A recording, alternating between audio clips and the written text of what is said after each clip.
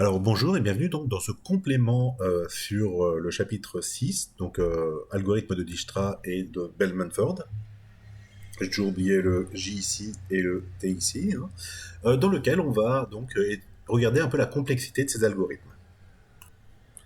Let's go. Alors je vais essayer d'écrire. Donc on initialise. Bon bah ça, on initialise, hein, ça va pas me coûter grand chose. Alors attendez, qu'est-ce qui me fait... Oui, voilà. D'accord, ça me fait une opération d'initialiser A1. Ok. Ensuite, ici, pour tout A, donc pour tout sommet, d'accord, bah ça va, il y en a autant que de sommets, donc il y en a n, d'accord. Je vous rappelle que ici, n, ça va être le nombre de sommets, et puis m, ça va être le nombre d'arêtes. Enfin, d'arcs ici, excusez-moi.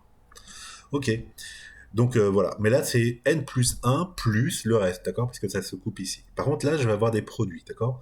Tant qu'il existe un sommet hors de P. Alors P, il commence à vide, et je vois qu'à chaque fois ici, je choisis un sommet. Bon, ça m'énerve, ça.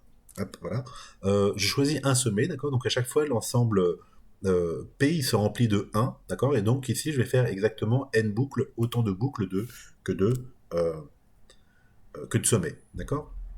Et bien justement, choisir un sommet A tel que D de A soit minimum. Alors, c'est pas difficile hein, de faire ça, puisque vous voyez que, donc, si je reprends le truc, comment, bah voilà, de Dijkstra, ok, j'ai A, donc ça c'est mon N, hein, le nombre de sommets. Ok, je vais parcourir à la liste en retenant simplement, bon bah voilà, lui, bah, enfin il y en a plus, d'accord, donc lui 5, je retiens 5 pour B, infini, infini, 2, donc je compare, hein, d'accord, 2E, 2 est plus, grand, plus petit pardon, que 5, donc je retiens E, d'accord, et le minimum, bah, c'est E, ok. Donc ça se fait aussi en n termes, ça, d'accord.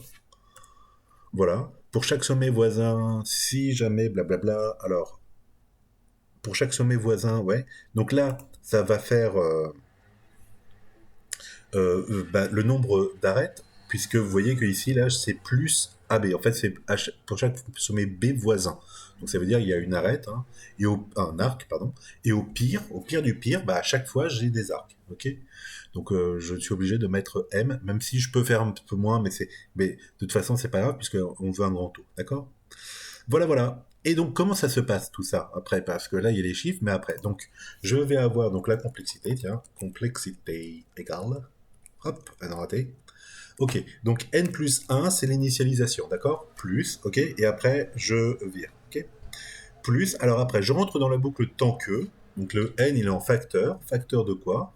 Ma facteur de je choisis les sommets, donc il y en a n, plus, et puis après, il y en a m. Donc m ici, hein, raté. M, voilà. D'accord. Voilà, et donc ça me donnerait, hein, ce qui me donnerait, allez hop, c'est pas des maths, là, un grand taux de N2, N carré, plus NM. Ouais. Ok, alors là, je suis quand même allé un peu à la hache hein, dans mon truc. Après, je peux essayer de bidouiller un peu du style. Du style, je peux dire, bon, attendez, là, on a dit, il y a M sommet tout le temps, hein, non. Enfin, M voisin, mais quand même, quand je prends un sommet, hein, puisque je ne fais la validation, enfin, je ne regarde que pour le sommet B, d'accord. Donc ça veut dire que en moyenne, hein, c'est pas M, c'est M divisé par N, d'accord. Vous voyez pourquoi? Ok, il y a M arête, d'accord, il y a N sommets. Alors c'est pas tout le temps ça, mais en moyenne, il y a N, un sommet possède N, M sur N arc sur lui, d'accord. Et donc là, ça me permettrait de diminuer vachement le truc, puisque... Est-ce que je peux écrire ouais, ouais, ouais. D'accord. Puisque ça me ferait plus que... non, raté. C'est celui-là. D'accord. Voilà. Ce qui est mieux. OK. Et alors, si jamais on est un pro, hein, quand j'ai fait mon truc, là, vous savez, hein, j'ai fait ça, d'accord. Voilà. Et j'ai dit, je retiens, en fait, donc je balaye tous mes sommets E, d'accord. Mais ça, c'est parce que j'étais en liste. Mais il y a d'autres structures de, de données qui existent en informatique, et dont celle de tas. qui vous permet, donc tas binaire, qui vous permet, en fait, dans la structure, de donner une information sur, justement, qui est plus grand, qui est plus petit, etc. D'accord? Et en ce cas, ça me ferait un log, en ln, hein, un log de n au lieu du n. Ok, parce que j'ai pas à parcourir tout l'arbre, j'ai juste à parcourir soit d'un côté, soit de l'autre, tout à gauche ou tout à droite. Ok, avec une structure de tas, d'accord? Ce qui me donnerait, au final, un, au mieux du mieux, voilà, un n log de n fois m. Ah bah, attendez. Bon, c'est pas du tout ce que vous voyez là, mais c'est ce que j'ai dit. Voilà, hein. Ah, c'est compliqué.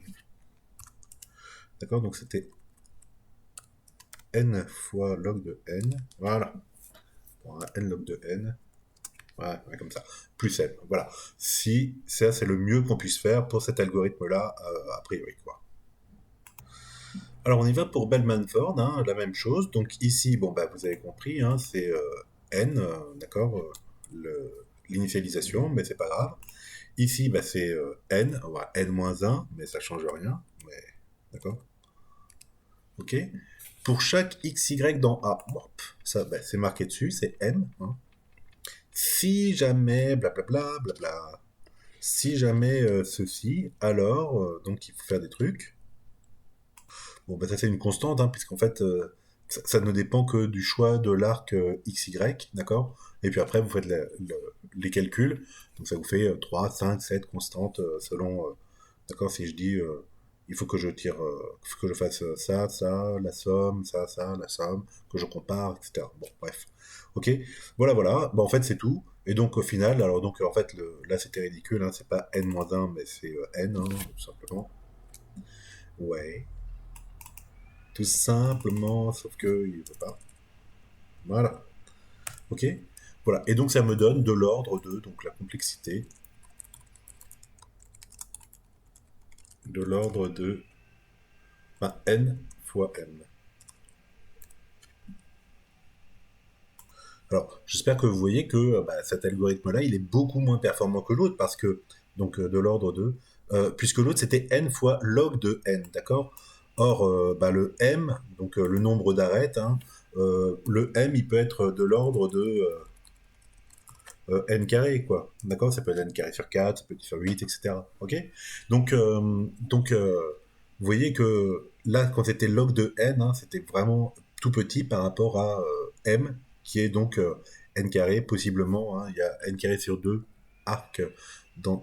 non, il y en a plus, n carré, pardon, de l'ordre de n carré, arc dans un graphe orienté. Bah, parce qu'il est orienté, donc c'est pas comme les non orientés, quoi. Il y en a beaucoup plus.